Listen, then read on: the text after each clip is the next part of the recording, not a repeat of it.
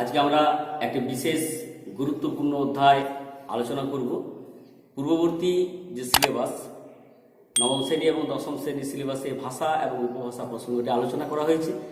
বর্তমান সিলেবাস থেকে সেটা তুলে দেওয়া হয়েছে এবং উচ্চ মাধ্যমিক শিক্ষা সংসদের একাদশ শ্রেণীর যে সিলেবাস সেই সিলেবাসে কিন্তু এই উপভাষা প্রসঙ্গটি আছে। আমরা এই ভাষা এবং উপভাষা প্রসঙ্গটি এই কারণে আজকে আলোচনা করব যে এই বিষয়টি সম্পর্কে আমাদের মধ্যে অনেকেরই একটা ভ্রান্ত ধারণা আছে। কি ভ্রান্ত ধারণা? অনেকে ভাবেন যে কোনো ভাষা ভালো হয়, কোনো ভাষা খারাপ হয়, কোনো ভাষা শুনতে খুব সুন্দর, কোনো ভাষা কিন্তু শুনতে মোটেই ভালো লাগে না। কিন্তু এই ধারণা একেবারেই কিন্তু ভুল। কারণ পৃথিবীর ভাষা বিজ্ঞানের ইতিহাসে কোনো ভাষা বিজ্ঞানী আজ পর্যন্ত বলেননি যে কোনো ভাষা ভালো বা সুন্দর, কোনো ভাষা খারাপ বা মন্দ। এই বিষয়টি কোথাও আমরা পাই না। তবু নিজেদের মধ্যে ধীরে ধীরে আমাদের মধ্যে প্রচারিত হতে হতে নিজেরাই আমরা কিন্তু একটা সিদ্ধান্ত নিয়ে ফেলেছি যে কোনো ভাষা ভালো, কোনো ভাষা খারাপ। আদপে বিষয়টা কিন্তু সেরকম নয়। আমরা সেই জন্যে এই ভাষা এবং উপভাষা প্রসঙ্গটি আজকে আলোচনা করব। এই প্রসঙ্গটি আলোচনা করলে আমাদের মনের মধ্যে যে ভ্রান্ত ধারণা আছে আশা করছি সেটা দূর হবে এবং আমরা অন্যান্য ভাষাগুলিকে নিজের মাতৃভাষা বাদ দিয়েও অন্যান্য যে ভাষাগুলি আছে সেই প্রত্যেকটি ভাষাকে কিন্তু আমরা সম্মান করতে শিখব। যাই হোক, তাহলে আমরা শুরু করি প্রথমে এই ভাষা এবং উপভাষা প্রসঙ্গটি। আজকে মূল আলোচনার বিষয় ভাষা ও উপভাষা সম্পর্ক। আমরা এক একটি পয়েন্ট ধরে ধরে সেই বিষয়টি বিস্তারিতভাবে আলোচনা করব। তার আগে একটি ছক কেটে দেওয়া হয়েছে বিষয়টি সহজে মনে রাখার জন্য। এখানে ভাষা, তারপরে উপভাষা, এখানে ভাগ করা হয়েছে, পরপর বিষয়টা আমরা বলবো। তাহলে ভাষা এবং উপভাষা এই প্রসঙ্গে যাওয়ার পূর্বে আমাদের জানা দরকার যে ভাষা বলতে আমরা কি বুঝি, অর্থাৎ ভাষা কাকে বলে। ভাষা বিজ্ঞানীরা বিভিন্নভাবে এই ভাষাকে সংজ্ঞায়িত করেছেন। আমরা বিশেষ করে ভাষাচার্য বা ডক্টর রামেশ্বর শ তার ভাষা বিজ্ঞান বই, ডক্টর সুকুমার সেনের বই, পরেশ মজুমদার, পরেশ ভট্টাচার্য বিভিন্ন বই থেকে আমরা যে বিষয়টি মূলত উপলব্ধি করতে পারছি ভাষা এবং উপভাষা সম্পর্কে, তারই নিরিখে একটা সংজ্ঞা আমরা ডক্টর রামেশ্বর শের বই থেকে বলছি। উনি বলছেন যে ভাষা হচ্ছে কতকগুলি অর্থবহ ধ্বনি সমষ্টির বিধিবদ্ধ রূপ, যার সাহায্যে একটি বিশেষ সমাজের লোকেরা নিজেদের মধ্যে ভাব বিনিময় করে। কি বলছেন? ভাষা হচ্ছে কতকগুলি অর্থবহ, অর্থাৎ অর্থ থাকবে, অর্থাৎ যাকে আমরা সহজে মানে বলি যে এই কথাটার মানে কি। অর্থবহ ধ্বনি সমষ্টি, অর্থাৎ একটা ধ্বনি নয় অনেকগুলি ধ্বনির সমন্বয়ে গড়ে উঠবে। বিধিবদ্ধ রূপ, বিধিবদ্ধ রূপ বলতে আমরা যেমন বাক্যের মধ্যে কর্তা, কর্ম, ক্রিয়া বা কোথায় উদ্দেশ্য থাকে, কোথায় বিধেয় থাকে, অর্থাৎ আমার মনের ভাবটা আমি কিভাবে প্রকাশ করব, কোন পদগুলিকে বা শব্দগুলিকে বাক্যের মধ্যে কোন কোন অবস্থানে নিয়ে যাব, এই বিষয়টি হচ্ছে আমাদের বিধিবদ্ধ রূপ, যার সাহায্যে একটি বিশেষ সমাজের লোকেরা, একটি বিশেষ সমাজ কেন বলা হচ্ছে? কারণ সারা পৃথিবীতে অনেক ভাষা ছড়িয়ে আছে, কিন্তু একই ভাষাভুক্ত বা একই ভাষাভাষী অঞ্চলের মানুষজন যাতে সেটা বুঝতে পারে, সেই জন্য আমরা বলছি একটা বিশেষ অঞ্চলে প্রচলিত কি হয়, সেই অঞ্চলের লোকেরা নিজেদের মধ্যে ভাব বিনিময় করে, অর্থাৎ বক্তব্য, উক্তি, প্রত্যুক্তি, অর্থাৎ মনের ভাবটা আমরা সহজে বুঝতে পারি যে আপনি কি বলছেন বা আমি কি বলছি, একে বলছে ভাষা। তাহলে ঠিক আছে, এরপর আমরা চলে যাচ্ছি উপভাষা প্রসঙ্গে। তাহলে এই উপভাষা শব্দটা আমরা কিন্তু প্রায় শুনে থাকি, উপরাষ্ট্রপতি, উপপ্রধানমন্ত্রী, উপমহাদেশ। তো উপশব্দটি বিভিন্ন জায়গায় কিন্তু বিভিন্ন অর্থে প্রয়োগ করা হয়। এখানে উপভাষা শব্দটি প্রয়োগ করা হয়েছে মূলত ভাষার সদৃশ অর্থে, অর্থাৎ ভাষার মতোই। তাহলে একটা প্রশ্ন এখানে থেকেই যাচ্ছে, যদি ভাষার মতোই উপভাষা হয় তাহলে আমরা আলাদাভাবে ভাষা এবং সেই সঙ্গে উপভাষা এই দুটো শব্দ আলাদাভাবে প্রয়োগ করছি কেন? সেই জন্যই তো আজকের এই আলোচনা। তাহলে সেই জন্য এই ভাষার পাশে আমরা বন্ধনের মধ্যে লিখে দিয়েছি যে কথ্য, লেখ্য, উপভাষার সমন্বয় হচ্ছে ভাষা। তো এই বিষয়টা পরে আসছি, এখানে পয়েন্ট আউট করা রইল। তো উপভাষাকে সংজ্ঞায়িত করছেন এইভাবে ভাষাচার্য ডক্টর রামেশ্বর শ। উনি কি বলছেন যে উপভাষা হলো একটি ভাষার অন্তর্গত এমন বিশেষ বিশেষ রূপ, একটি ভাষা সেই ভাষার অন্তর্গত কিছু বিশেষ বিশেষ রূপ, যা এক একটি বিশেষ বিশেষ অঞ্চলে প্রচলিত। বিশেষ বিশেষ অঞ্চল খেয়াল রাখতে হবে, একটি অঞ্চলের কথা বললেন উনি, যে একটা ভাষা যেটা সামগ্রিকভাবে প্রচলিত, সেই ভাষার অন্তর্গত বিশেষ বিশেষ রূপ যা এক একটি বিশেষ বিশেষ অঞ্চলে প্রচলিত, যার সঙ্গে আদর্শ ভাষা বা সাহিত্যিক ভাষা। তাহলে আদর্শ ভাষা আমরা কাকে বলছি? না, যে ভাষাতে আমরা গান গাই, যে ভাষাতে আমরা সংবাদ পড়ি, যে ভাষাতে আমরা সিনেমা দেখি, নাটক দেখি, আমরা বিদ্যালয়ে পাঠ্যপুস্তক পড়ছি, আবৃত্তি করছি, বক্তৃতা দিচ্ছি। ঠিক আছে, এটা হচ্ছে আদর্শ ভাষা বা সাহিত্যিক ভাষা। সাহিত্যিক ভাষা অর্থাৎ যে ভাষাকে কেন্দ্র করে সাহিত্য রচনা করা হয়। ঠিক আছে, তাহলে একটি ভাষার অন্তর্গত এমন বিশেষ বিশেষ রূপ যা এক একটি বিশেষ বিশেষ অঞ্চলে প্রচলিত, যার সঙ্গে আদর্শ ভাষা বা সাহিত্যিক ভাষার ধ্বনিগত, রূপগত এবং বিশিষ্ট বাগধারাগত পার্থক্য আছে। এই পার্থক্যটি এমন সুস্পষ্ট যে ওইসব বিশেষ বিশেষ অঞ্চলের রূপগুলিকে স্বতন্ত্র বলে ধরা যাবে। আবার খেয়ালও রাখতে হবে সেই পার্থক্যটি যেন এত বেশি না হয়ে যায়, সেই আঞ্চলিক রূপগুলি যেন এক একটি ভাষা হয়ে ওঠে। তাহলে সেদিকে আমাদের খেয়াল রাখতে হয়। তাহলে এখানে বললাম যে একটি ভাষার অন্তর্গত এমন বিশেষ বিশেষ রূপ যা এক একটি বিশেষ বিশেষ অঞ্চলে প্রচলিত, যার সঙ্গে আদর্শ ভাষা বা সাহিত্যিক ভাষার ধ্বনিগত, রূপগত এবং বিশিষ্ট বাগধারাগত। এই ধ্বনিগত পার্থক্যটা কি? ধ্বনিগত পার্থক্যটা এমন কিছুই না। আমরা পরবর্তী পর্যায়ে আসছি। আমরা যে উপভাষা অঞ্চলগুলিতে ভাগ করেছি, দেখবেন রাঢ়ী উপভাষা অঞ্চলের মানুষজন আর ঝাড়খণ্ডী উপভাষার মানুষজন কিংবা বঙ্গালী উপভাষার মানুষজনের কথার মধ্যে কিন্তু অনেক পার্থক্য থাকে। কিন্তু মূল যে মনের ভাব, সে মনের ভাবটা সে ঠিকই ব্যক্ত করছে, কিন্তু বুঝতে আমাদের একটু অসুবিধা হয়। কেন হয়? কারণ এই ধ্বনিগত পার্থক্যটা থাকে। হয়তো কোনো রাঢ়ী অঞ্চলের মানুষজন জিজ্ঞাসা করলো, কি মশাই কখন এলেন? ঠিক আছে, এইভাবে কথা বলেন। কিংবা হয়তো বললেন, আপনার খাওয়া হয়েছে বা আপনি খেয়েছেন। ঝাড়খণ্ডী উপভাষার মানুষ কি বলবে? কখন আইলেন? আপনি খাইয়েছেন? অর্থাৎ খেয়েছেনটা হয়ে গেল কি খাইয়েছেন। এই যে ধ্বনিগত রূপ। ঠিক আছে, আর কি ধ্বনিগত, রূপগত। রূপগত অর্থে কি? আমরা সমাস, কারক, প্রত্যয়, বিভিন্ন প্রসঙ্গে ব্যাকরণের যে প্রসঙ্গগুলি আছে সেই বিষয়ে গেলে আমরা বিষয়টি আরো পরিষ্কার করতে পারবো। যখন আমরা রূপতাত্ত্বিক বৈশিষ্ট্যে যাব তখন আলোচনা করব। আর কি বিশিষ্ট বাগধারাগত পার্থক্য থাকে? বাগধারাগত, প্রভাব, ইডিয়ম অর্থাৎ বাগধারা এবং প্রবাদ প্রবচন, এখানেও কিছু কিছু পার্থক্য লক্ষ্য করা যায়। যেমন হয়তো শীতকালে পুকুরে স্নান করার সময় বা বাড়িতে স্নান করার সময় কেউ যদি একটু ঠান্ডা জল গায়ে ছিটিয়ে দেয়, তখন আমরা সঙ্গে সঙ্গে প্রতিবাদ করি। প্রতিবাদ করে ওঠার পরে আমরা কি বলি? মিছা কথা এবং সিঁচা জল শীতকালে খুব গায়ে লাগে, তাই তো? কিন্তু ঝাড়খণ্ডী উপভাষার মানুষজন কি বলবে? মিছা কথা, ঝিঁটা জল। তাহলে এই যে বাগধারাগত কিছুটা পার্থক্য আমরা পেয়ে যাচ্ছি। অর্থাৎ রায়গুণাকর ভারতচন্দ্রের অন্নদামঙ্গল কাব্যে অনেক প্রবাদ প্রবচন আছে, সেখানে কিন্তু এই যে মিছা কথা এবং সিঁচা জল, সেটি ঝাড়খণ্ডী উপভাষার মানুষজন কি বলছে? মিছা কথা, ঝিঁটা জল। অর্থাৎ এই যে বাগধারাগত পার্থক্য, শুধু এইটুকুই পার্থক্য রয়েছে, এর বাইরে অন্য কিছু নয়। তাহলে বিষয়টা আমরা পরিষ্কার করে বলতে পারি যে ভাষা এবং উপভাষা সম্পর্কটি আদৌ আর অন্য কিছুই নয়। একটি হচ্ছে প্রত্যক্ষ এবং ব্যবহারিক রূপ, আর একটি হচ্ছে প্রাতিষ্ঠানিক রূপ। অর্থাৎ আমরা যখন কোনো শিক্ষা প্রতিষ্ঠানে যাই, কোনো সাহিত্য সভায় যাই, সেখানে আমরা যেভাবে কথা বলি, যে ভাষায় কথা বলি, তাকে আমরা বলছি ভাষা। এবং আমরা নিজের নিজের অঞ্চলে যখন বসবাস করি, মানুষজনের সঙ্গে যখন কথাবার্তা বলি, আমরা মনের ভাবটা যখন আমরা প্রকাশ করি, তখন কিন্তু আমরা সেই আঞ্চলিক বৈশিষ্ট্য সহকারে মুখের ভাষাটি ব্যবহার করি। এই হচ্ছে সম্পর্ক ভাষা এবং উপভাষার মধ্যে, এর বাইরে আর অন্য কিছু নয়। সেই জন্য উপভাষা বলতে আমরা কি বলেছি? যে উপভাষা হচ্ছে ভাষার সদৃশ্য, অর্থাৎ ভাষার মতোই। তবু কিছু কিছু পার্থক্য আছে, যে পার্থক্যটা আমরা আরো পরিষ্কার করব। তাহলে আমরা চলে যাচ্ছি এখানে ভাষা ও উপভাষার মধ্যে সম্পর্কটা বলা হলো। 2 নম্বর হচ্ছে ভাষা ও উপভাষার মধ্যে পার্থক্যটা কোথায়। সহজেই আমরা বলতে পারি যে এই ভাষা এবং উপভাষার মধ্যে পার্থক্যটি কিন্তু চূড়ান্ত নয়। একে ভাষাবিজ্ঞানীরা কি বলছেন? যে আপেক্ষিক, শ্রেণীগত নয়, মাত্রাগত।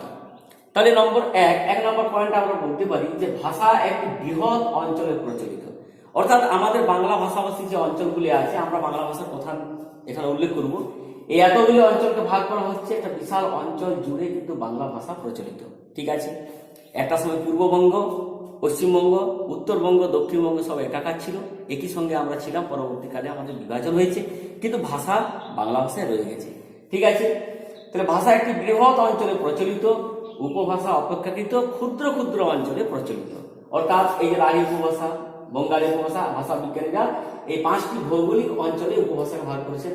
তাই ছোট ছোট অঞ্চলে প্রচলিত উপভাষা রাঢ়ী, বঙ্গালী, মরান্দ্রী, ঝাড়খণ্ডী, কামরূপী বা রাজবংশী। এই রাজবংশী উপভাষার একটি নাম কামরূপী বা রাজবংশী উপভাষা। ঠিক আছে, তাহলে ভাষার সঙ্গে উপভাষার এই সূক্ষ্ম একটা পার্থক্য হলো। দ্বিতীয় নম্বর হচ্ছে ভাষার একটি সর্বজনীন এবং আদর্শ রূপ থাকে। বিভিন্ন অঞ্চলের লোকেরা নিজের নিজের অঞ্চলে ঘরোয়া কথাবার্তা যখন বলে তখন তার নিজের আঞ্চলিক উপভাষায় কিন্তু ব্যবহার করে। কিন্তু আমরা যখন সাহিত্যে বা বিদ্যালয়ে যাই বা কোনো আইন আদালতে যাই কিংবা বক্তৃতা দিই কিংবা রেডিওতে আমরা খবর শুনি, সিনেমা দেখি, গান শুনি, সংবাদপত্র পাঠ করি, তখন কিন্তু আমরা সেই আদর্শ ভাষা ব্যবহার করি। ঠিক আছে, নম্বর 3, উপভাষায় সাধারণত কি হয়? উপভাষাতে সাধারণত লোক সাহিত্য রচিত হয়, লোকসঙ্গীত, লোক সাহিত্য। আর ভাষাতে কি হয়? ভাষাতে কিন্তু আদর্শ অর্থে আমরা যাকে বলছি স্ট্যান্ডার্ড যাকে বলা হয় সেই ব্যাপারটা আর কি। ঠিক আছে, তাহলে ভাষায় উচ্চাঙ্গ সাহিত্য রচিত হয়, কিন্তু উপভাষায় লোক সাহিত্য, লোকসঙ্গীত ইত্যাদি রচিত হয়। তাহলে এখানে একটা স্বাভাবিকভাবে একটা প্রশ্ন জাগতেই পারে যে যে সমস্ত উপভাষাগুলি আছে সেই ভাষাগুলি কি ভবিষ্যতে কোনোদিনে ভাষার মর্যাদা পাবে না? এটা একটা দারুণ প্রশ্ন। ভাষা বিজ্ঞানীরা কি বলছেন যে বিষয়টি কিন্তু খুব জটিল বিষয়, তবু ওনারা একটা যুক্তি দিয়েছেন এখানে যে ভবিষ্যতে হয়তো দেখা গেল কোনো উপভাষার মধ্যে সচেতনভাবে সাহিত্য রচনা চলছে। এক, দ্বিতীয় কথা হচ্ছে সেই সাহিত্য রচনার পাশাপাশি সেই উপভাষায় নিজস্ব যখন ব্যাকরণ রচনা সচেতন প্রয়াস যখন দেখা দেবে তখন কিন্তু সেই উপভাষাটি ভাষার মর্যাদা লাভ করবে। আমাদের ভারতবর্ষে আমরা পরবর্তীকালে দেখলাম, এই কিছুদিন আগে সাম্প্রতিক বলা চলে সেটাকে, ভোজপুরি ভাষা, কোঙ্কনি ভাষা মর্যাদা পেয়ে গেছে। অর্থাৎ এগুলো উপভাষা ছিল, এরা কিন্তু ভাষার মর্যাদা পেয়ে গেল। ঠিক আছে, তাহলে বিষয়টি কি হলো? এই ভাষা হচ্ছে কথ্য এবং লেখ্য উপভাষার একটা সমন্বয়। যদিও অনেক পার্থক্য রয়েছে, কিন্তু সেই পার্থক্যটি আমাদের পরিষ্কারভাবে এখানে আলোচনা করা হলো। এরপরে আমরা এই ছকে চলে যাচ্ছি, এই ভাষা এবং উপভাষা। এই উপভাষাকে আমরা দুটি ভাগে ভাগ করবো, একটি কথ্য উপভাষা আর একটি হচ্ছে লেখ্য উপভাষা। কথ্য উপভাষা মূলত বলা হলো আমাদের বাংলা ভাষাভাষী অঞ্চল, শুধু আমাদের বাংলা কেন, সারা পৃথিবীতে যত উন্নত বা অনুন্নত যেমনই ভাষা থাকুক না কেন সবারই কিন্তু উপভাষা রয়েছে। কিন্তু যদি দেখা যায় কোনো একটা উপভাষা অঞ্চলে তার সীমানাটা ক্ষুদ্র, ঠিক আছে, তাহলে কিন্তু তাকে আমরা উপভাষা না বলে সেটাকে ভাষায় বলবো, কারণ তার মধ্যে বৈচিত্র্য খুব কম লক্ষ্য করা যায়। কিন্তু উপভাষা অঞ্চলের যদি বিস্তারটা অনেক বড় হয় তাহলে কি সেখানে কিন্তু আমরা উপভাষা অবশ্যই পাবো। ঠিক আছে, আমরা প্রথমে দেখেছি ভাষা বিজ্ঞানীরা যেভাবে আলোচনা করছেন যে একটা উপভাষা অঞ্চলের মানুষজন নিজেদের একটা ভাষা গোষ্ঠীর মধ্যেই ছিল। তারপরে কি হলো, পরবর্তীকালে দেখা গেল সেই গোষ্ঠী আস্তে আস্তে বিস্তার লাভ করলো এবং সেই মানুষজন যখন দূরে সরে গেল তার মুখের ভাষা সমেত, পরবর্তীকালে ধীরে ধীরে ধীরে ধীরে কিন্তু সেই তাদের সঙ্গে একটা ভাষার পার্থক্য গড়ে উঠলো। তাহলে প্রথমে যে অঞ্চলকে কেন্দ্র করে এই যে ভাষা গোষ্ঠী, সে ভাষা গোষ্ঠীর মুখের যে ভাষা সেটাকে আমরা উপভাষা বলছি। ঠিক আছে, তাহলে এরপর আমরা চলে যাচ্ছি, এই উপভাষাকে দুটি ভাগে ভাগ করছি, একটি কথ্য উপভাষা আর একটা হচ্ছে লেখ্য উপভাষা। কথ্য উপভাষা কোনটা? অর্থাৎ মৌখিক ভাষা যাকে আমরা বলি, মুখে মুখে যে ভাষা আমরা উচ্চারণ করি, মুখে মুখে যে ভাষায় আমরা কথা বলি, মনের ভাব প্রকাশ করি, তাকে আমরা বলছি কথ্য উপভাষা। এই কথ্য উপভাষা স্বাক্ষর নিরক্ষর নির্বিশেষে সকলেই কিন্তু বলে থাকেন, ব্যবহার করেন। ঠিক আছে, লেখ্য উপভাষা সাধারণত স্বাক্ষর সম্প্রদায়ের মানুষ যারা তারা বেশি ব্যবহার করেন। অবশ্যই এটাও ঠিক যে এই লেখ্য উপভাষাকে কেন্দ্র করে অর্থাৎ যারা লেখাপড়া জানেন তারা কিন্তু ঘরোয়া কথাবার্তার মধ্যেও একটা মার্জিত ভাব বজায় রাখার চেষ্টা করেন।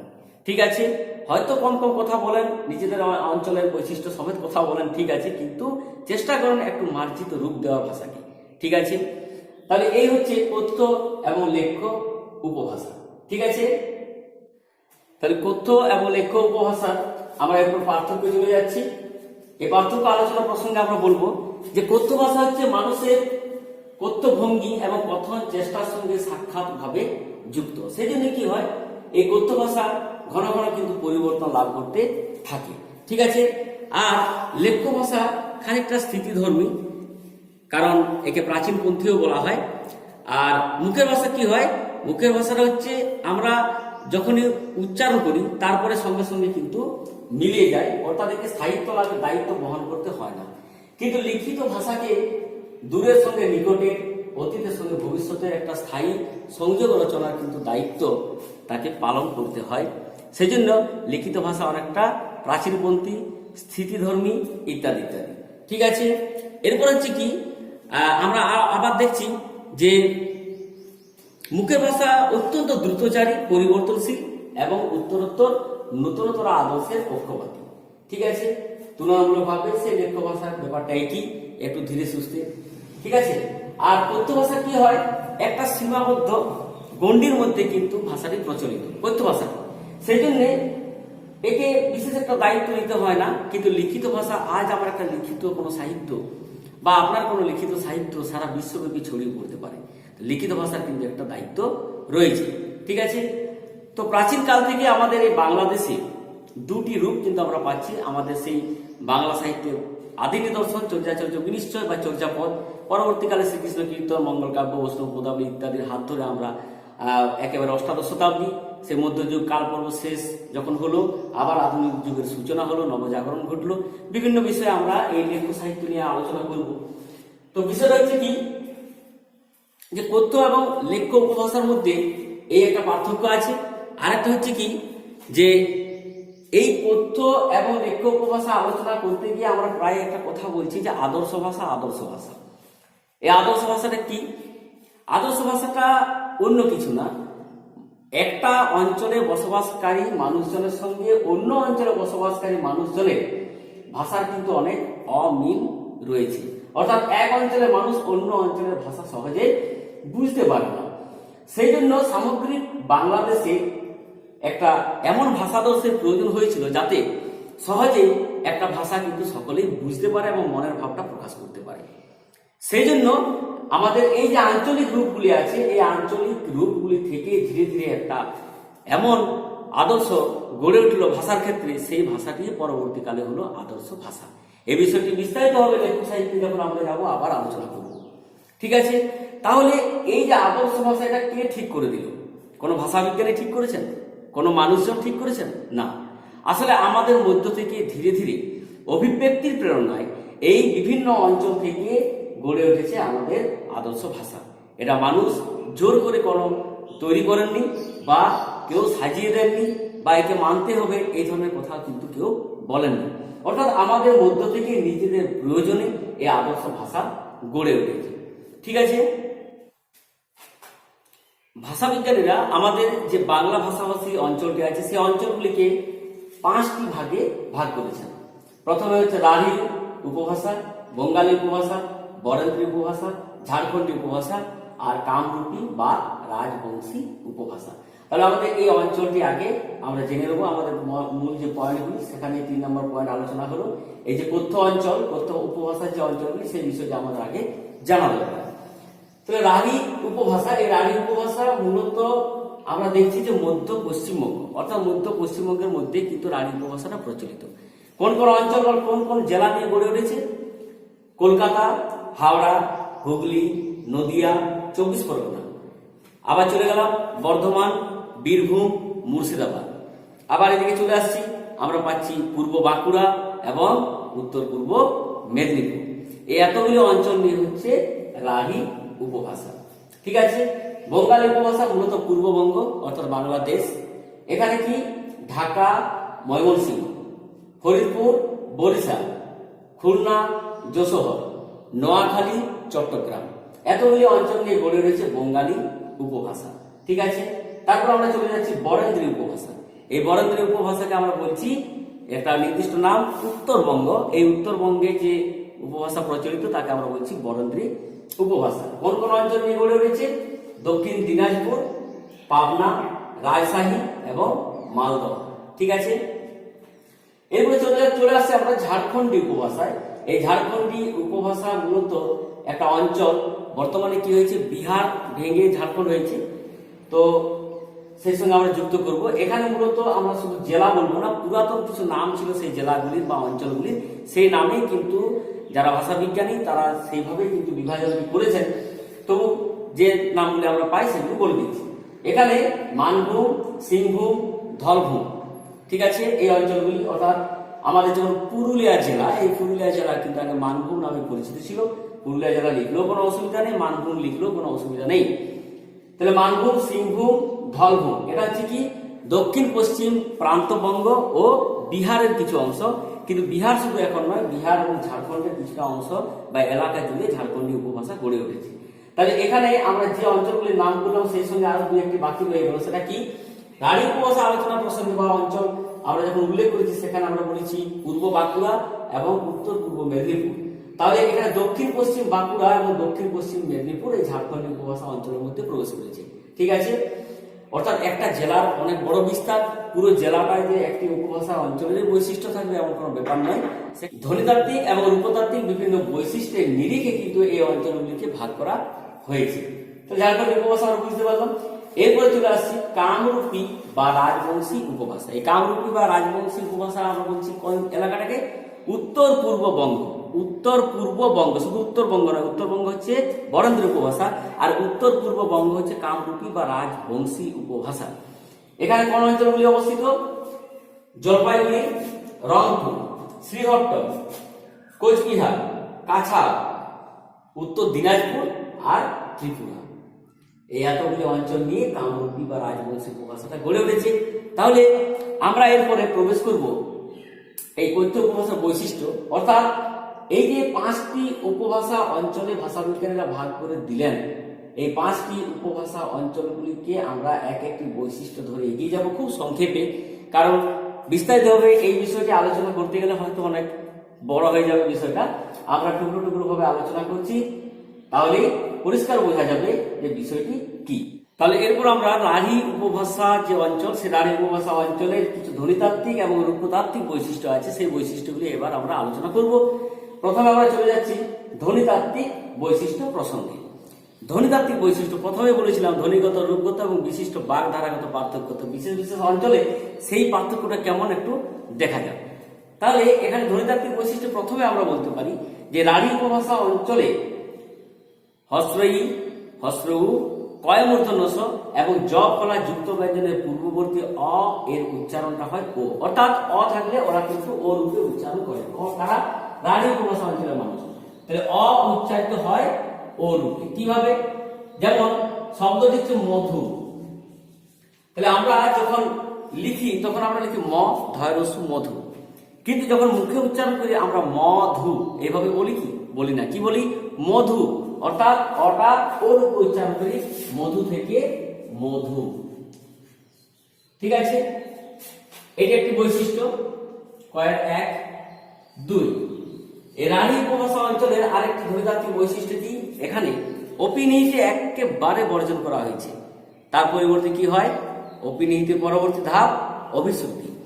অভিশ্রুতি এবং শব্দের মধ্যে আমরা স্বরগুলিকে যখন কাছাকাছি নিয়ে এসে উচ্চারণ করি, সেই যে স্বরসঙ্গতির বিষয়টি, সেই স্বরসঙ্গতি এবং অভিশ্রুতি এ রাঢ়ী উপভাষার মূল বৈশিষ্ট্য, ঠিক আছে। কোরিয়া থেকে কইরা, তার থেকে করে, অর্থাৎ কোরিয়া তার থেকে কইরা, এই কইরা কিন্তু রাঢ়ী উপভাষা অঞ্চলের মানুষের ব্যবহার করেন না, ওনারা করে। আর স্বরসঙ্গতির কথা বললাম, স্বরসঙ্গতি যেমন দেশি থেকে দিশি, বিলাত থেকে বিলেত, এই ধ্বনিতাত্ত্বিক বৈশিষ্ট্য তাদের মধ্যে আছে। এছাড়া আরো অনেক ধ্বনিতাত্ত্বিক বৈশিষ্ট্যগুলি আছে।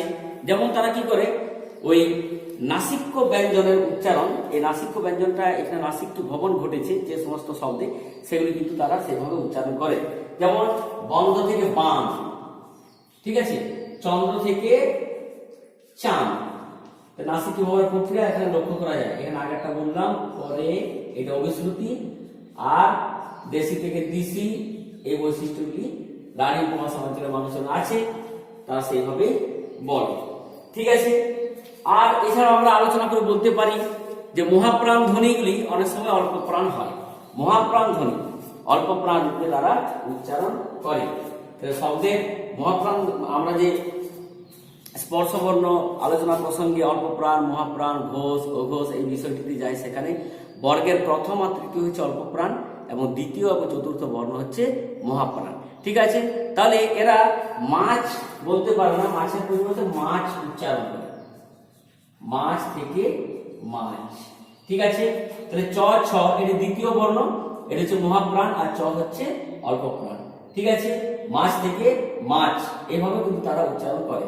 ঠিক আছে, এছাড়াও ল অনেক সময় দন্তন রূপে উচ্চারিত হয়, ল অনেক সময় দন্তন রূপে উচ্চারিত হয়, যেমন লবণ থেকে নুন, লুচি থেকে লুচি।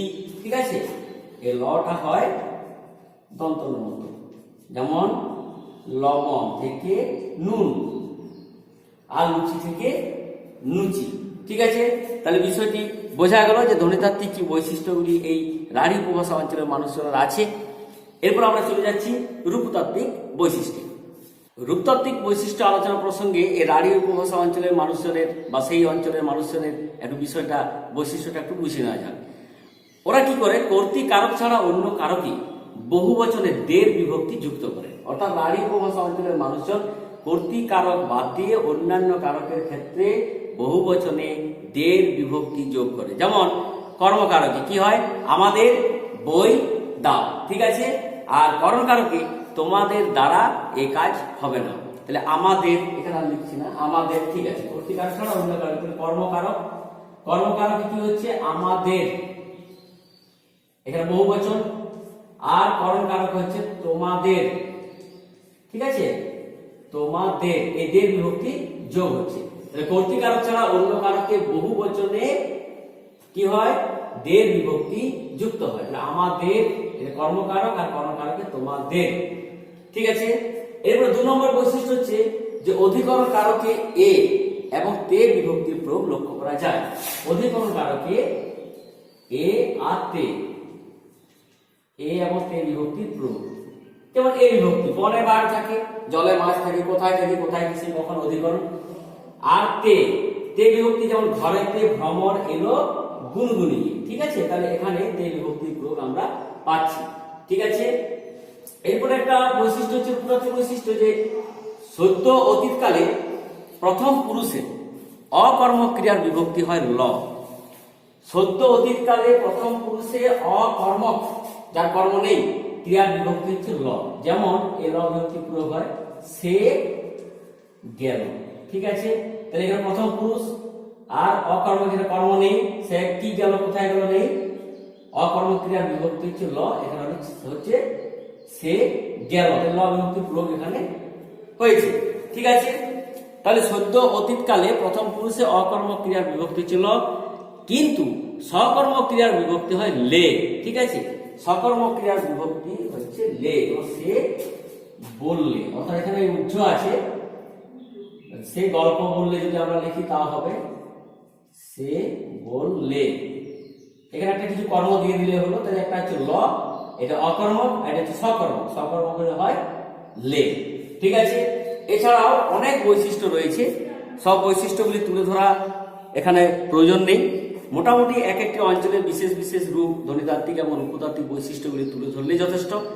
মূলত 2 থেকে 4টি আমাদের যে বৈশিষ্ট্য সেগুলো মনে রাখলেই হবে। এরপরে আমরা চলে যাব বঙ্গালী উপভাষা প্রসঙ্গে। এই বঙ্গালী উপভাষার একইভাবে রূপতাত্ত্বিক বৈশিষ্ট্য এবং ধ্বনিতাত্ত্বিক বৈশিষ্ট্য আমরা আলোচনা করব। বঙ্গালী উপভাষার ধ্বনিতাত্ত্বিক এবং রূপতাত্ত্বিক আলোচনা করতে গিয়ে আমরা দেখব যে বঙ্গালী উপভাষায় ওই যে অপিনিহিতি, এই অপিনিহিতির ফলে যে সরে আসা স্বরধ্বনিগুলি হস্য এবং হস্য এখানে কিন্তু থেকে যায়। যেমন আজি থেকে আইজ, কোরিয়া থেকে কইরা, এই বৈশিষ্ট্যটা কিন্তু বঙ্গালী উপভাষায় দেখা যায়। ঠিক আছে, আজি থেকে আইজ, অর্থাৎ এখানে অপিনিহিতি যে প্রক্রিয়া, যেখানে হস্য হস্য থাকে তার পূর্বে এসে উচ্চারিত হয়, পূর্বে এসে উচ্চারিত হচ্ছে, আ জ ই এইটা পূর্বে চলে এসেছে। ঠিক আছে, কোরিয়া থেকে কইরা ইত্যাদি। অপিনিহিতির এই প্রক্রিয়া বঙ্গালী উপভাষায় দেখা যায় ঠিকই, কিন্তু নাসিক্য ভবনের যে প্রক্রিয়ার কথা আমরা বলেছিলাম যে রাঢ়ী উপভাষায় দেখা যায়, অর্থাৎ অনুনাসিক স্বর চন্দ্রবিন্দু রূপে থেকে যায়, চন্দ্র থেকে চাঁদ ইত্যাদি, কিন্তু বঙ্গালী উপভাষায় এই রকম পূর্ববর্তী যে নাসিক বিভাগের প্রক্রিয়া যে বঙ্গালীতে দেখা কিন্তু যায় না। অর্থাৎ এখানে কি হয়, যেমন চন্দ্র থেকে ওরা বলে চান্দ, চন্দ্র, তার থেকে উচ্চারণটা হচ্ছে চান্দ, এখানে চন্দ্র কিন্তু নেই। রাঢ়ী উপভাষা অঞ্চলের মানুষজন চন্দ্র থেকে চাঁদ উচ্চারণ করে, কিন্তু ওরা চন্দ্র থেকে বলছে চান্দ। তাহলে সব বৈশিষ্ট্য কিন্তু সব জায়গায় নেই। এখানে একটা বড় বৈশিষ্ট্য হচ্ছে যে এই বঙ্গালী উপভাষায় এ ধ্বনিকে ওরা কিন্তু এর রূপে উচ্চারিত করে। এ ধ্বনি উচ্চারিত হয় এইটা, এ ধ্বনি উচ্চারিত এর রূপে। যেমন দেশ থেকে দেশ, ঠিক আছে, দেশ থেকে দেশ, আবার মেঘ থেকে ম্যাঘ, ঠিক আছে, এইভাবে ওরা উচ্চারণ করে। আবার ও উচ্চারিত হয় হ্রস্ব উ রূপে, ঠিক আছে, ওটা উচ্চারিত হয় হ্রস্ব উ রূপে। যেমন লোক থেকে হয়ে যায় লুক, এটা লোক, তার থেকে ওরা উচ্চারণ করে লুক। দোষ থেকে দুস, লোক থেকে লুক, ও উচ্চারিত হয় হ্রস্ব উ রূপে। এছাড়া ওই চ ছ বর্গীয় যে প্রভৃতি যে ঘৃষ্ট ধ্বনি আছে বঙ্গালীতে, সেগুলি কিন্তু উষ্ম ধ্বনি রূপে উচ্চারিত হয়।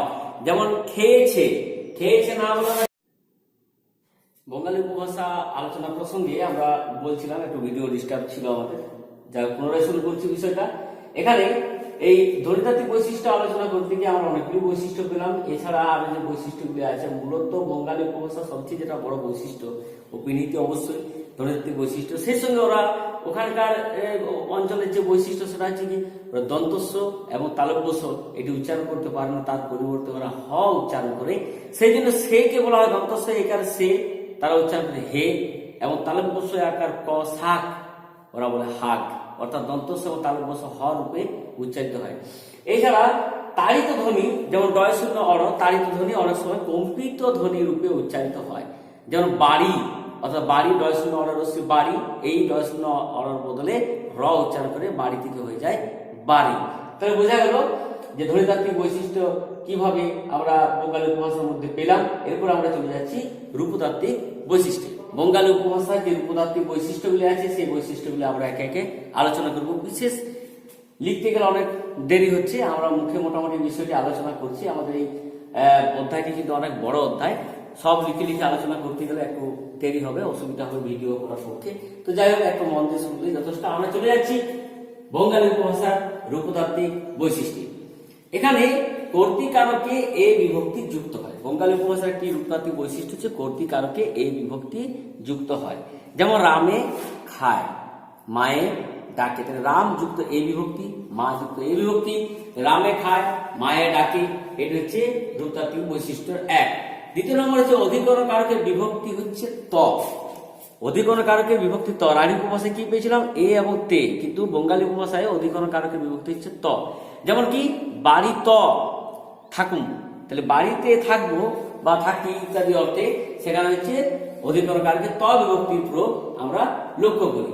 ঠিক আছে, তাহলে এখানে আর লিখছি না, মুখে মোটামুটি বলে দিলাম। এরপরে হচ্ছে কর্তৃকারক বাদ দিয়ে অন্য কারকে বহু বচনের বিভক্তি হচ্ছে গো। কর্তৃকারক বাদ দিয়ে অন্যান্য কারকে বহু বচনের বিভক্তি হচ্ছে গো। যেমন আমাগো খাইতে খাইতে দিবে না, আমাগো খাইতে দিবে না, ঠিক আছে, তাহলে এখানে গো বিভক্তির প্রয়োগ আমরা পাচ্ছি। এছাড়া আছে সদ্য অতীতকালে উত্তম পুরুষের ক্রিয়ার বিভক্তি হচ্ছে লাম। যেমন আমি খাইলাম, এখানে লাম বিভক্তি আছে। সদ্য অতীতকালে উত্তম পুরুষের বিভক্তি হচ্ছে লাম, যেমন আমি খাইলাম। কিন্তু মধ্যম পুরুষে সাধারণ ভবিষ্যৎকালের বিভক্তি হচ্ছে বা। মধ্যম পুরুষে সাধারণ ভবিষ্যৎকালের বিভক্তি হচ্ছে বা, যেমন তুমি যাবা না। এইভাবে কিন্তু আমরা এই বৈশিষ্ট্যগুলো পেয়ে যাচ্ছি বঙ্গালী উপভাষা। প্রতিটি অঞ্চলের নিজস্ব কিছু বৈশিষ্ট্য আছে, সংক্ষেপে এই বিষয়গুলো আমরা মুখে আলোচনা করে নিচ্ছি। এরপর আমরা 3 নম্বরে চলে যাচ্ছি, বরেন্দ্রী উপভাষা ধ্বনিতাত্ত্বিক এবং রূপতাত্ত্বিক বৈশিষ্ট্য সংক্ষেপে আমরা বলে দিচ্ছি। এই বরেন্দ্রী উপভাষার যে ধ্বনিতাত্ত্বিক বৈশিষ্ট্য, প্রথমে আমরা বলতে পারি এটি মূলত রাঢ়ী উপভাষার মতনই খানিকটা, তার সঙ্গে অনেকটা মিল আছে। সেই জন্য এক ধ্বনির কোথাও কোথাও প্রভাব দেখা যায়, যেমন এক, দেন ইত্যাদি ইত্যাদি। এছাড়া এখানে একটা মূল বৈশিষ্ট্য হচ্ছে ধ্বনিতাত্ত্বিক বৈশিষ্ট্য, যে যেখানে র থাকার কথা নয়, শব্দের আদিতে যেখানে র থাকার কথা নয় সেখানে র এর আগম হয়। তাহলে বিষয়টি হচ্ছে কি বুঝে নি ভালো করে। একটি শব্দ হচ্ছে আম, এই আম শব্দটি উচ্চারণ করতে গিয়ে বরেন্দ্রী উপভাষার মানুষ কি বলে রাম, অর্থাৎ র চলে এলো। আবার যেখানে র আছে সেই রটি আমার লোপ পেয়ে যায়, তার পরিবর্তে আবার অন্য ধ্বনি বা অধ্বনি চলে আসে। যেমন রস, এই রস শব্দটি না বলে তারা বলে অস। সেই জন্য আমের রসকে তারা কি বলে? রামের অস। এটা একটা প্রচলিত, সব ভাষা বিজ্ঞানীরা এটি ব্যবহার করে থাকেন। এছাড়া এই যে বর্গীয় যে ধ্বনি আর এই যে বর্গীয় দুটোর মধ্যে একটু পার্থক্য আছে। অর্থাৎ ইংরেজিতে আমরা যেটা উচ্চারণ করছি যে বর্গীয় মানে যে, আর এই বর্গীয় অর্থাৎ বিন্দু দিচ্ছে অর্থাৎ জেড অর্থে এখানে প্রয়োগ করা হয়েছে। এখানে একটা পার্থক্য কিন্তু দেখা যায়। যেমন আমরা রাঢ়ী উপভাষা বা অন্য উপভাষা অঞ্চলের মানুষের কি বলি? জামা, কিন্তু ওরা কি বলে? জামা। অর্থাৎ এই বর্গীয় নিচে বিন্দুটি দেওয়ার কারণ হচ্ছে জেড রূপে উচ্চারিত হচ্ছে। এছাড়া এখানে ওই সানুমাসিক স্বরের কিছু কিছু বৈশিষ্ট্য আছে, যেমন কাঁটা, চাঁদ, অর্থাৎ সানুমাসিক স্বরটা কিন্তু এখানে আছে, উচ্চারিত হয়। ঠিক আছে, এরপর আমরা চলে যাচ্ছি রূপতাত্ত্বিক বৈশিষ্ট্য। রূপতাত্ত্বিক বৈশিষ্ট্য অনেক সময় যে অধিকরণ কারকে ত বিভক্তি প্রয়োগ দেখা যায়, যেমন ঘরত্ব, এখানে ত আছে। এছাড়া গৌণকর্মে কে এবং ক বিভক্তি প্রয়োগ আমরা পেয়েছি, যেমন হামাক দাও, হামাক দাও। ঠিক আছে, এছাড়া অনেক ভাষা বিজ্ঞানী বলছি যে ষষ্ঠী বিভক্তির ক্ষেত্রে গোর শব্দটি ব্যবহৃত হয়। পুরাতন নাম ষষ্ঠী, আমরা পরবর্তীকালে কারক প্রসঙ্গে দেখিয়েছি নূতন এবং পুরাতন নামগুলো কি সম্বন্ধ, কোনটা কর্মকারকের কি নাম ছিল ইত্যাদি। তাহলে ষষ্ঠী বিভক্তির ক্ষেত্রে ওরা গোর বিভক্তি ব্যবহারের কথা বলছেন, যে আমাগোর। এটা কিন্তু লক্ষ্য করা যায় এই বরেন্দ্রী উপভাষাতে। ঠিক আছে, এবার আমরা ঝাড়খণ্ডী উপভাষা ধ্বনিতাত্ত্বিক এবং রূপতাত্ত্বিক বিষয়টি আলোচনা করব। তো ঝাড়খণ্ডী উপভাষা ধ্বনিতাত্ত্বিক বৈশিষ্ট্যের ক্ষেত্রে এখানে চন্দ্রবিন্দুর প্রভাব কিন্তু বেশি লক্ষ্য করা যায়। ঠিক আছে, ঝাড়খণ্ডী উপভাষায় মানে সানুনাসিক স্বরের ব্যবহার একটু বেশি। যেমন চা, অর্থাৎ শব্দটি হচ্ছে চা, চা না বলে ঝাড়খণ্ডী উপভাষা অঞ্চলের মানুষজন চন্দ্রবিন্দু রূপে চা এই শব্দটি উচ্চারণ করে। সেই সঙ্গে বলে হয়েছে, তার জায়গায় কি বলে? হয়েছে। আর উটকে বলে উট। আটা, 1 কেজি আটা দিবে তো, তাহলে আটা। ঠিক আছে, এই চন্দ্রবিন্দুর অত্যধিক ব্যবহার কিন্তু ঝাড়খণ্ডী উপভাষা লক্ষ্য করে যায়। আমি নিজেও ঝাড়খণ্ডী উপভাষার মানুষ, আমি এভাবে কিন্তু কথা বলি। যাই হোক, ও স্বরধ্বনিটি অনেক সময় অরূপে উচ্চারিত হয়। ও স্বরধ্বনি অনেক সময় অরূপে উচ্চারিত হয়, অর্থাৎ রাঢ়ী উপভাষার উল্টোটা। ওখানে আমরা কি বলেছিলাম? অটা ও রূপে উচ্চারিত হয়। ঝাড়খণ্ডী উপভাষায় কিন্তু তার উল্টোটা।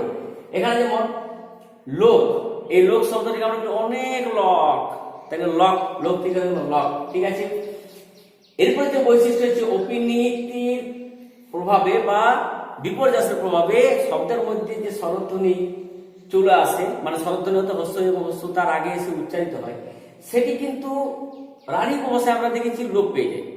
ঠিক আছে, তার পরিবর্তে অভিসন্ধি ব্যবহার আমরা লক্ষ্য করেছি। কিন্তু ঝাড়খণ্ডী উপভাষায় এমন একটা পজিশন, এমন একটা জায়গায় অবস্থান করে হস্য এবং হস্য অর্থাৎ স্বরধ্বনিগুলো না লোপ পায় না পরিষ্কার রূপে থাকে, মাঝামাঝি জায়গায় অর্থাৎ ক্ষীণ উচ্চারণ রয়ে যায়। যেমন রাতি, এই রাতি শব্দটা কি হয়? রাতি থেকে রাইট, রাতি থেকে রাইট থেকে রাইট, অর্থাৎ অশ্বের উপরে লেখা হয়েছে, অর্থাৎ ক্ষীণ উচ্চারণ থেকে যাচ্ছে। যেমন আজ রাতে, অর্থাৎ রাতে নয় রাতে। ঠিক আছে, এছাড়াও কিভাবে উচ্চারিত হয়? সন্ধ্যা থেকে সাইন্স, তার থেকে হলো সাইন্স, অর্থাৎ ক্ষীণ উচ্চারণ কিন্তু থেকে যায়। এরপরে 4 নম্বর আমরা বলতে পারি যে অল্প প্রাণ ধ্বনি মহাপ্রাণ রূপে উচ্চারিত হয়। অল্প প্রাণ ধ্বনিটা মহাপ্রাণ রূপে উচ্চারিত হয়। রাঢ়ী উপভাষায় উল্টো দেখেছি, মহাপ্রাণ অল্প প্রাণ রূপে উচ্চারিত হয়। যেমন আমরা বলি অনেক দূরে লোকটা, কিন্তু ঝাড়খণ্ডী উপভাষার মানুষ হয়ে কি বলি আমরা? অনেক দূরে আসছে লোকটা। ঠিক আছে, তাহলে দূর থেকে হয়ে গেল দূর। সেরকম পতাকা শব্দটিকে অনেকে কিন্তু পতাকা অর্থে ব্যবহার করে। যাই হোক, এছাড়াও রত্ন রূপে উচ্চারিত হয়। যেমন নাতিপুতি, নাতিপুতিরা ভালো আছে তো, রাঢ়ী উপভাষার মানুষের যদি বলে। ঝাড়খণ্ডী উপভাষার মানুষের কি বলবে? লাতিপুতিরা ভালো আছে তো, তাহলে লাতিপুতি। ঠিক আছে, নাতি থেকে হয়ে গেল লাতি। রূপতাত্ত্বিক বৈশিষ্ট্য আলোচনা প্রসঙ্গে আমরা দেখবো ঝাড়খণ্ডী উপভাষার মূল বৈশিষ্ট্য হচ্ছে নাম ধাতুর বহুল ব্যবহার। অর্থাৎ এই উপভাষায় নাম ধাতুর অনেক ব্যবহার হয়। নাম ধাতু কোনটা? অর্থাৎ বিশেষ্য বা বিশেষণকে যখন আমরা ক্রিয়ারূপে ব্যবহার করি, অর্থাৎ তাকে ধাতু রূপে তৈরি করে ক্রিয়াপদ রূপে আমরা তাকে উচ্চারণ করি। ঠিক আছে, তো নাম ধাতুর বহুল ব্যবহার। যেমন আজ রাতকে দমে জাড়াবে, তাহলে জার ধাতু, এই জার শব্দটা কিন্তু এখানে জাড়াবে, অর্থাৎ ধাতু রূপে প্রয়োগ করে তাকে ক্রিয়াপদ আমরা করে দিলাম। ঠিক আছে, এছাড়া আছে ক্রিয়াপদের সাথে ক প্রত্যয়ের ব্যবহার। ক্রিয়াপদের সঙ্গে ক যুক্ত হয়, অর্থাৎ এই অর্থটা কিন্তু কোনো চেঞ্জ হয় না ক যুক্ত করার পরও। যেমন আমরা কি বলি ঝাড়খণ্ডী ভাষার মানুষজন? আজকেও যাবেক নাই, তাহলে যাবে না, যাবেক নাই। খাবেক নাই, হবেক নাই। ঠিক আছে, এই যে ক্রিয়াপদ তার সঙ্গে একটা ক ব্যবহার করা হচ্ছে, একে বলা হচ্ছে সার্থিক ক প্রত্যয়। এই ব্যবহারটা ঝাড়খণ্ডী উপভাষায় লক্ষ্য করা যায়। ঠিক আছে, তারপরে যৌগিক ক্রিয়াপদে আজ ধাতুর পরিবর্তে এখানে বট ধাতুর ব্যবহার হয়। আজ ধাতুর পরিবর্তে বট ধাতু, যেমন করি বটে, খাই বটে, যাই বটে, কে বট। ঠিক আছে, এই বট ধাতুর ব্যবহার লক্ষ্য করা যায়। ননর্থক অব্যয় ক্রিয়াপদের আগে বসে, অর্থাৎ রাঢ়ী উপভাষায় পরে বসে, কিন্তু ঝাড়খণ্ডী উপভাষায় ক্রিয়াপদের আগেই বসে। নাই হয়, নাই খায়, নাই যাব, ইত্যাদি ইত্যাদি। স্বাভাবিকভাবেই আপনারা হয়তো ভাবছেন যে নিজে ঝাড়খণ্ডী উপভাষার মানুষ হয়ে আপনি হাসছেন। মোটেই না, আমি হাসিনি, আমি হাসছি অন্য কারণে। ভাষা এবং উপভাষা আলোচনা প্রসঙ্গে আমরা আরো বিস্তারিত যাব, সেখানে পরিষ্কার করে দেখাবো যে পৃথিবীতে কোনো ভাষা বিজ্ঞানী কিন্তু কোনো ভাষাকে ভালো বা খারাপ, সুন্দর বা অসুন্দর এভাবে বলেননি। প্রতিটি ভাষাই কিন্তু সুন্দর, প্রতিটি ভাষার নিজস্ব কিছু বৈশিষ্ট্য রয়েছে, কিন্তু অজ্ঞানতার কারণে বা কে যে কখন এই অপবাদ দিয়ে দিল কোনো একটা জেলাকে যে এই জেলার ভাষা খারাপ, ওই জেলার ভাষা ভালো, এটা কিন্তু মানুষের কোনো নিজে থেকে বা কোনো নিয়মের দ্বারা এটা প্রচলিত হয়নি, অভিব্যক্তির প্রেরণাতেই কিন্তু এগুলি হয়েছে। যাই হোক, এই বিষয়টি কেন হয়েছে সেটাই আমরা বিস্তারিত আলোচনা করব। আমি নিজে ঝাড়খণ্ডী উপভাষার মানুষ, আমার তো কোনো লজ্জা লাগে না কোনো জায়গায় ঝাড়খণ্ডী উপভাষায় কথা বলতে, কারণ আমি ভাষা এবং উপভাষার ইতিহাসটা জানি। এই সঠিক সত্যটা জানা দরকার। কোনো ভাষায় খারাপ নয়, কোনো ভাষায় ভালো নয়। ঠিক আছে, যাই হোক, তাহলে আমরা ঝাড়খণ্ডী উপভাষা প্রসঙ্গে আলোচনা করলাম। এরপর আমাদের আরেকটি বিষয় রয়ে গেল, সেটা হচ্ছে কামরূপী বা রাজবংশী উপভাষা। কামরূপী উপভাষার ধ্বনিতাত্ত্বিক বৈশিষ্ট্য প্রসঙ্গে আমরা আলোচনায় বলতে পারি যে স্বঘোষ মহাপ্রাণ ধ্বনি শব্দের আদিতে শুধু বজায় থাকে, অন্য জায়গায় থাকে না। যেমন স্বঘোষ মহাপ্রাণ, এখানে সম ঝা সম ঝি।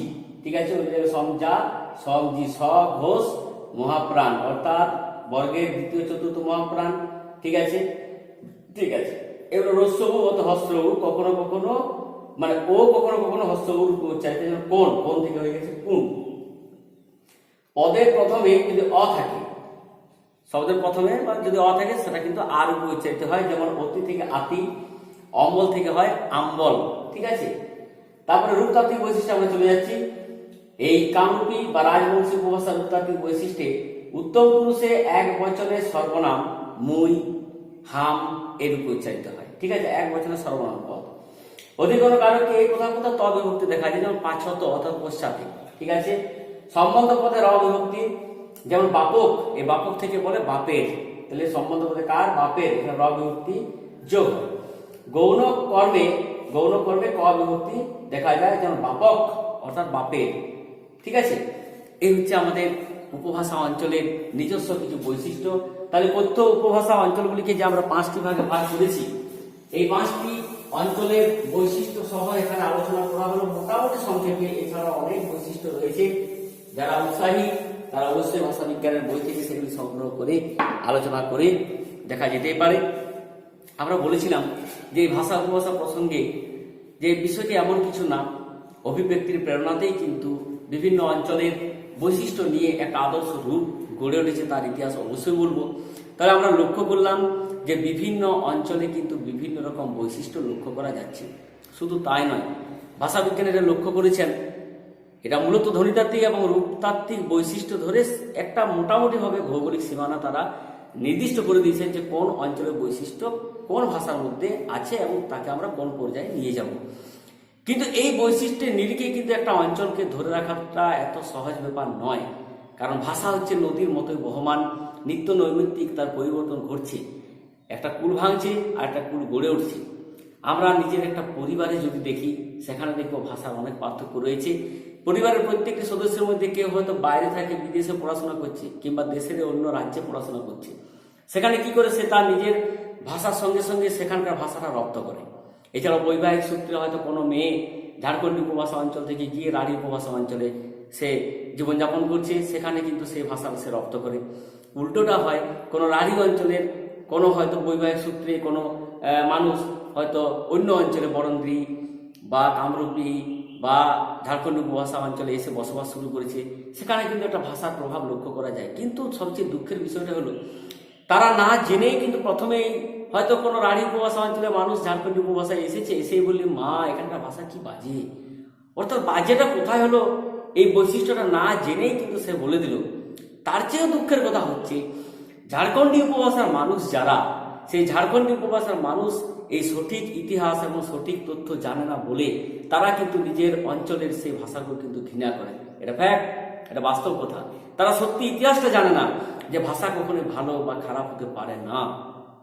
তাহলে তো প্রশ্ন উঠতে পারে যে ভালোবাসা, তাহলে সেটাকে ভালোবাসা আমরা বারবার আলোচনা করেছি, সেটাকে আমরা বলছি আদর্শ ভাষা। এই আদর্শ ভাষা কেন বলছি? কারণ বিভিন্ন অঞ্চলের কিছু কিছু বৈশিষ্ট্য নিয়ে যখন দেখা গেল যে এক অঞ্চলের মানুষ অন্য অঞ্চলের ভাষা বুঝতে পারছেন না, তখন একটা ভাষাদর্শের প্রয়োজন হলো যাতে সকলেই কিন্তু সেই ভাষাটা বুঝতে পারে। সেইভাবেই কিন্তু ধীরে ধীরে সেই আঞ্চলিক বৈশিষ্ট্য নিয়েই আদর্শ ভাষা, সাহিত্যিক ভাষা এটি গড়ে উঠেছে। এই প্রসঙ্গে একটি বিষয় আমরা বলি যে কেন হয়েছে এটা।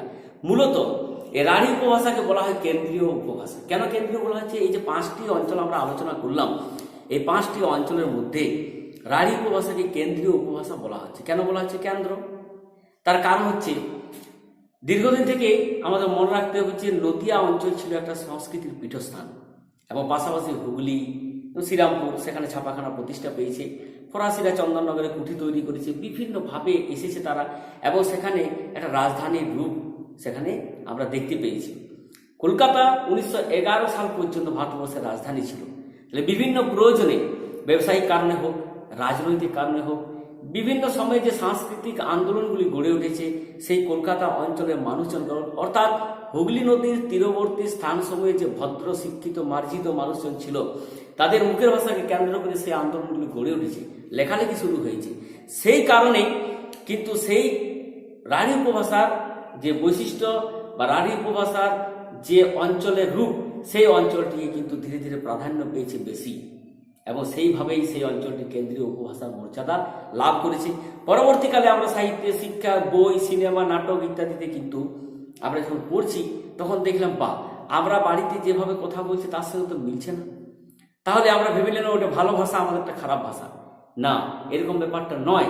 তাহলে বাংলাদেশের ঢাকার সঙ্গে ময়মনসিংহ বা খুলনার সঙ্গে যশোরে অনেক পার্থক্য রয়েছে, ঠিক আছে? সেরকম রাঢ়ী উপভাষা অঞ্চল যেটাকে আমরা আলোচনা করছি, কলকাতা, হাওড়া, হুগলি, নদিয়া, 24 পরগনা ইত্যাদির সঙ্গে মুর্শিদাবাদ বা বীরভূমের ভাষার কিন্তু অনেক পার্থক্য রয়েছে। ঝাড়খণ্ডী উপভাষা আমরা মানভূম, সিংভূম, ধলভূম এতটা অঞ্চল জুড়ে আমরা আলোচনা করলাম। আমরা নিজেরা দেখেছি যে একটা থানার সঙ্গে অন্য থানার কিন্তু ভাষার অনেক পার্থক্য রয়েছে। সেই জন্য ভাষাবিজ্ঞানীরা কি বলছেন যে একটি উপভাষার মধ্যেই যদি অল্প বিস্তর পার্থক্য চোখে পড়ে, একটি উপভাষার মধ্যেই যদি পার্থক্য চোখে পড়ে, তখন তাকে তারা বলছেন বিভাষা। একাদশ শ্রেণীর পাঠ্য বইয়ে যে ছক বসে দেওয়া আছে, সেখানে একটা বিভাষা, সামাজিক ভাষা উল্লেখ করা আছে। এই বিভাষা আলাদাভাবে আমরা আলোচনা করতাম, যাই প্রসঙ্গক্রমে এখানে চলে এলাম, বিষয়টি বলে দেওয়া হলো। তো বিষয়টা আর অন্য কিছুই নয়, আমরা দেখছি যে ধীরে ধীরে একটা আদর্শ ভাষা গড়ে উঠেছে, যেটাকে আমরা স্ট্যান্ডার্ড ভাষা বলছি। কিন্তু তার মানে এই নয় বাকি ভাষাগুলি খারাপ। এটা আমাদের একেবারে ভ্রান্ত ধারণা। এই ভ্রান্ত ধারণা দূর করা দরকার। এবং আমি বলবো যে যারা সেই অঞ্চলের মানুষ, নিজের অঞ্চলের উপভাষাকে আপনারা অবজ্ঞা করছেন, এটা কিন্তু মোটেই কাম্য নয়। জোর গলায় বলা উচিত এবং প্রতিবাদ করা উচিত। এখানে কোনো সংকীর্ণতা, দোষের দুষ্টের কথা আমি বলছি না, যে কোনো অঞ্চলের মানুষের সঙ্গে কথা বলছি। আসলে কি হয়, কারো দেখবেন পূর্ব বাঁকুড়ায় বাড়ি, সে কিন্তু বলে আমার বর্ধমানে বাড়ি, একটা আভিজাত্য দেখানোর জন্য এই কথা বলেন। কারো হয়তো হুগলিতে বাড়ি, সেও কিন্তু এসে যখন গ্রামে বলে আমি কিন্তু কলকাতায় থাকি। অর্থাৎ কলকাতা হচ্ছে একটা রাজধানী, সেই রাজধানীতে মানুষের একটা আকর্ষণ সবসময় থাকে, এবং সেই অঞ্চলের মানুষ দেখলে একটু আশ্চর্য হয়, বাবা বাবা কলকাতা অঞ্চলের মানুষ। দুঃখের কথা কি বলবো, বিভিন্ন সময়ে আমরা দেখেছি পশ্চিমবঙ্গ মধ্যশিক্ষা পর্ষদের যখন রেজাল্ট বেরোয়, তখন কিন্তু বিভিন্ন রকম নামী পত্রিকাগুলি কিভাবে প্রচার করে, জেলাগুলি টেক্কা দিল কলকাতাকে, কলকাতা হারিয়ে দিল জেলাগুলিকে। এই কেমন ধরনের কথা? কি শেখাচ্ছেন ওনারা? অর্থাৎ কলকাতা কি জেলার বাইরে, না কলকাতা কি কোনো একটা বড় রাজধানী, ভারতবর্ষের রাজধানী নাকি? সেটা 11 সাল পর্যন্ত ছিল। কলকাতা মেদিনীপুরের মতোই, বাঁকুড়ার মতোই, উত্তরবঙ্গে মালদহর মতোই কিন্তু একটি জেলা। এই ধরনের প্রচার করার জন্য মানুষের মনে একটা ভুল ধারণা গড়ে ওঠে। যাই হোক, এই বিষয়টি সচেতন বা শিক্ষিত মানুষদেরকেই কিন্তু এগিয়ে আসতে হবে এই ভুল যে ধারণা আছে তাকে দূর করার জন্য। তাহলে আমরা দেখছি হয়তো কলকাতা অঞ্চলে এই বিশেষ বিশেষ সাংস্কৃতিক আন্দোলন বা রাজনৈতিক আন্দোলন বা অর্থনৈতিক বা ব্যবসার ক্ষেত্রে যে যোগাযোগটা বেড়েছিল বলেই সেখানকার ভাষা প্রাধান্য পেয়েছে এক।